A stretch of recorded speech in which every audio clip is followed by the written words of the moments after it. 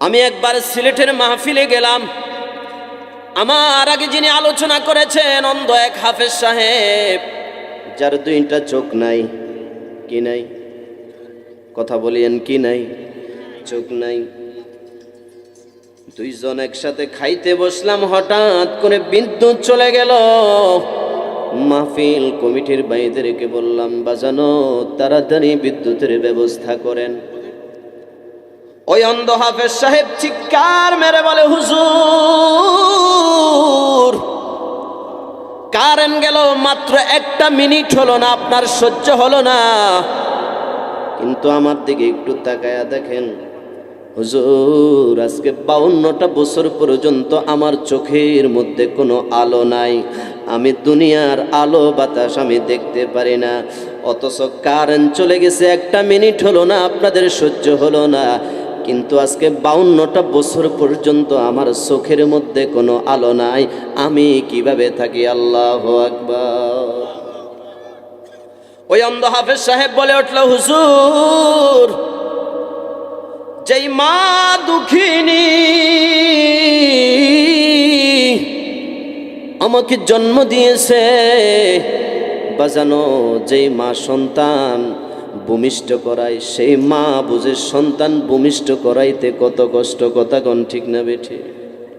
মা জীবন মরণকে বাজি রেখে একটা সন্তানের মুখ দেখে। ওই অন্ধ হাফেজ সাহেব বলে, হুজুর যেই মা দুঃখিনী আমাকে জন্ম দিয়েছে, ওই মায়ের চেহারাটা কেমন আজ পর্যন্ত আমি দেখি নাই।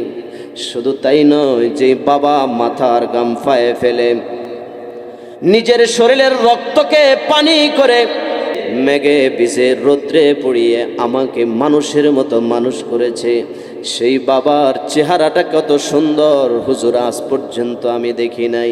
শুধু তাই নয়, আমি যখন বড় হয়েছি আমার বাবা আমাকে বিয়ে শাদী করাইলো, আমার অর্ধাঙ্গিনীর স্ত্রীর চেহারাটা কত সুন্দর হুজুর আজ পর্যন্ত আমি দেখি নাই।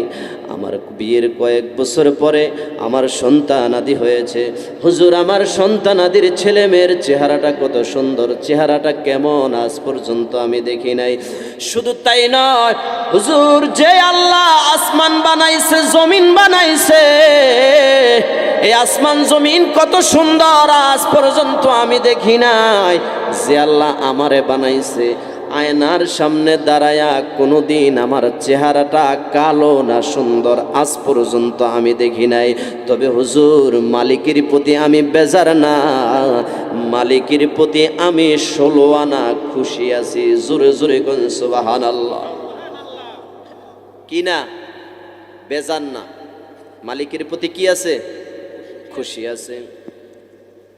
এরপরে বলে, হুজুর যেই দিন আমার আল্লাহ আমাকে চোখ ফিরাইয়া দিবে রে, সেই দিন আমি সর্বপ্রথম এই চোখ দিয়া সর্বপ্রথম আমি আমার আল্লাহকে দেখব। শুধু তাই নয় হুজুর, গত কয়েক বছর আগে অনাবৃষ্টির জন্য মানুষ আমাকে দাওয়াত করে নিয়ে গেল দোয়া করার জন্য। কি এই দেশের মধ্যে যায় নাই? আপনারা বুঝতেছেন? কি বলেন যায় নাই? অনাবৃষ্টির জন্য জায়গায় জায়গায় দোয়া করা হয়েছে। কই হুজুর আমাকে সেখানে নিয়ে গেল। আমি মালিকের কাছে বললাম, আল্লাহ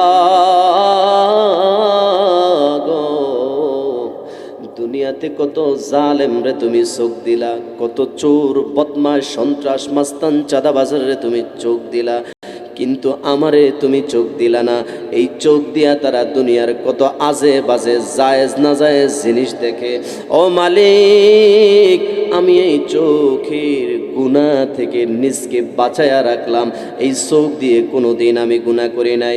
ও আল্লাহ, তুমি যদি আমার এই আমলটুকু তোমার দরবারে কবুল হয়, আজকের এই দিনে কঠিন বিপদের দিনে আল্লাহ তুমি এই জমিনের মধ্যে বৃষ্টি দাও।